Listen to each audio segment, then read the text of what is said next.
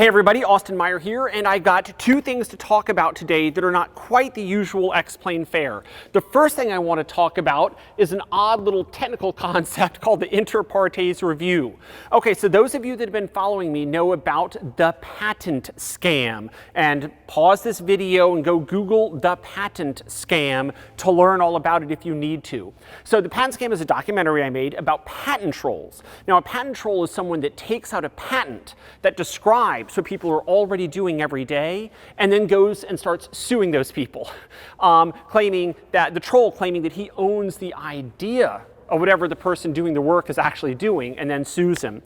In my case, the patent troll that sued me was a shell company called Unilock, and Unilock claimed to own the idea of the Google Play Store, which of course I put X-Plane on. Now Unilock they're a shell company now. They have nothing to do with the creation of the Google Play Store. They don't have they've made no contributions to the Google Play Store. But they still started suing myself and the creators of Minecraft and many other people, claiming that they own the idea of the Google Play Store. And so anyone that used the Google Play Store had to pay Unilock whatever Unilock asked. In my case, they wanted $50,000 cash. The way I overturned or stopped this lawsuit, it took me $750,000. Me and my co-defendants were sued. It cost us $750,000 over about 3 or 4 years. But over that time and money, we got the patent office to admit that, oh yeah, a shell company doesn't actually own the idea of the Google Play Store.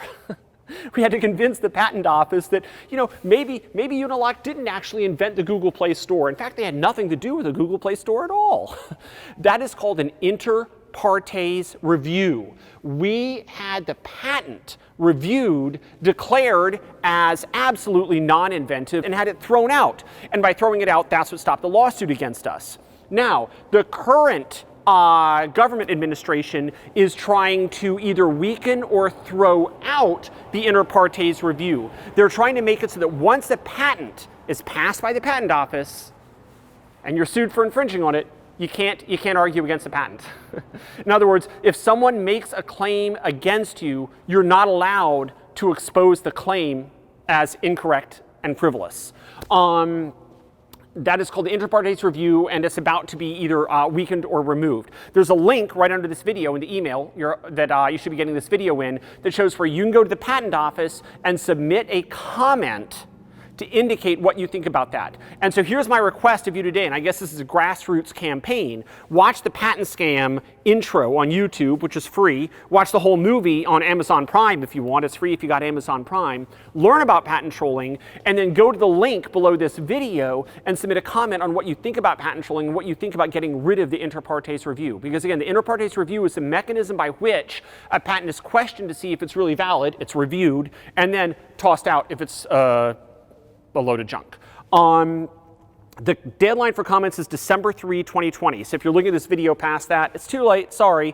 Hopefully enough people made comments. Right now, the only people leaving comments there are the patent trolls that say they want certainty. And the way they can get certainty in their business model of filing lawsuits is if they know their patents can never be overturned. Whether or not the patents are valid, that's really not so much mentioned. Okay, so that's one. Item 2, X-Plane Starship. So I have no connection with SpaceX, by the way, to be clear. But SpaceX is getting ready to take a freaking, like $500,000 rocket as big as like the second and third stages of a Saturn V, blasted up to 45,000 feet, belly flop back down to the pad, engage retro rockets, and tail sit and land vertically. There's animations and stuff all over YouTube. The thing's going to fall like a skydiver before it lands like a SpaceX rocket. This is going to be the craziest, coolest, most wickedly mind-bending test flight I've ever seen in my life. As of the recording of this video, they're getting ready to fly this airplane, and I just had to make a simulation. I just had to. I put down my X-Plane desktop, which is of course what I'm working on these days. I'm obviously working on the next generation of X-Plane. Clearly, even though I haven't announced that yet, I will when the time is right. But I put that down for just a few weeks to crank out this Starship version of X-Plane. It's called X-Plane: Starship. It's on the iOS App Store now. And what it does is it lets you on your iPad pop the Starship up out of Texas to 45,000 feet, belly flop down, engage your landing Raptors, and try and land. Raptors is the type of rocket engine this rocket is powered by.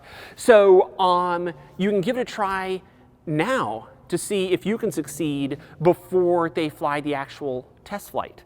And this is what X-Plane is all about, right? We test fly an airplane before we fly it for real to see what's going to happen before it actually happens. So this is like heartland X-Plane use case here. And it's your chance to fly this airplane before it flies for real.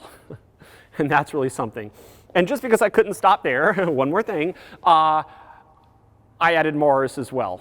And I've got landing, takeoff, and hyperbolic orbital entry into Mars, so you can also do Mars landings on this craft. And it's all done with X-plane physics and real Mars topography and atmosphere, so the physics are accurate. So give it a try. It is so dang fun. So anyway, non-standard stuff I've got for you all today, but cooped up at home during the virus, it's not stopping me from working.